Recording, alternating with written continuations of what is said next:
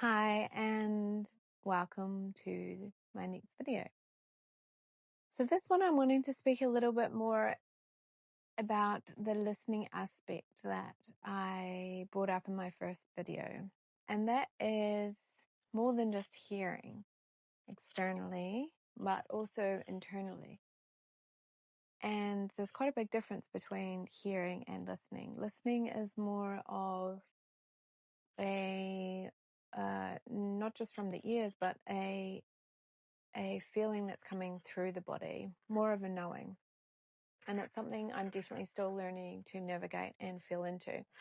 But it's that place inside where it's quite quiet, I've discovered. It's a lot less noisy than the mind, and it's a lot less persuasive than the mind. It's this gentle, constant yes. And it's often something we don't necessarily want to listen to, or we very quickly have where the mind will cancel the thought out, or the feeling out, or the knowing out.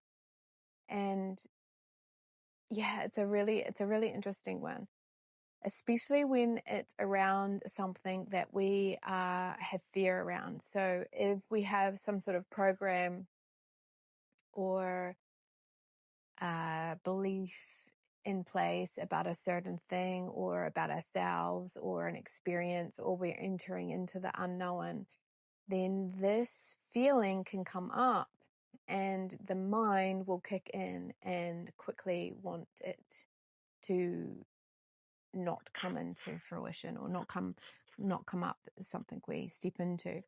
And this can happen in many different areas. So one of the ways is, in relationships, and this is all different types of relationships with parents or friends or work colleagues or partners.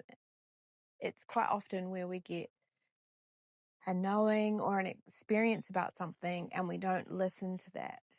And then we end up just down the same path we've always been down before. So it's one of these things that is constantly navigating for us, and it's got many different names: consciousness, spirit, soul, heart. Any one of those things will do, but it's that place inside you that's got your best interest at heart and is always there. And I think the thing to notice, that I've noticed to listen to, is it's really gentle and it's a whole body experience. So if you can start to lean into or listen to that, if you get a quick no into a situation, or you don't want to lean into something that's coming up, you'll know, because it's a feeling of, oh, I can't do that, or there will be a fear reaction to it quite often. But if you can get past that and start to lean into the experience of what you're being led to, then things quickly can change and all the fears start to fold away. One time I had this experience where I went to a place where you can jump into very, very cold water around here. And I'm not really a jumper. But I had this knowing inside me that I needed to do something. So I followed this, and I followed it all the way at about 4:30 in the afternoon. It was starting to get dimmer and light, and there was no one around.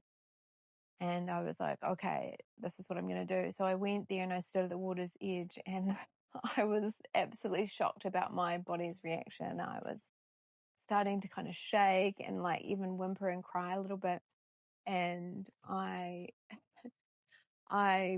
was incredible what the mind was doing. It was telling me like, well, the water's so cold, you might go too deep and then not be able to get back up because it's so cold. There might be something in there that you just haven't been able to see, like a stick or a log or something. You might hurt your leg and not be able to swim to the side. There's just everything. And I was watching the mind. My body was reacting to the mind, but I was watching the mind, but at the same time, and realizing that it was the mind that was creating this. However, the experience in my body was so real, it felt like truth. but I had this place inside me. No, I just have to follow through anyway. So I did it. I jumped off into the water, of course, and went down. And in that moment of coming back up to the surface, although there was a little bit of a struggle to get to the side because it's freezing cold water, and I'd gone deeper from jumping high, I still had this elation of like, of course, I'm absolutely fine. And look at what the mind created. And it was a real visceral experience of fear and listening to truth. And my consciousness obviously led me to this experience. So I would have this real tangible thing to come back to and listen to whenever I was going into something new and watching this fear state. And it happens so often that I forget. I forget about it all the time.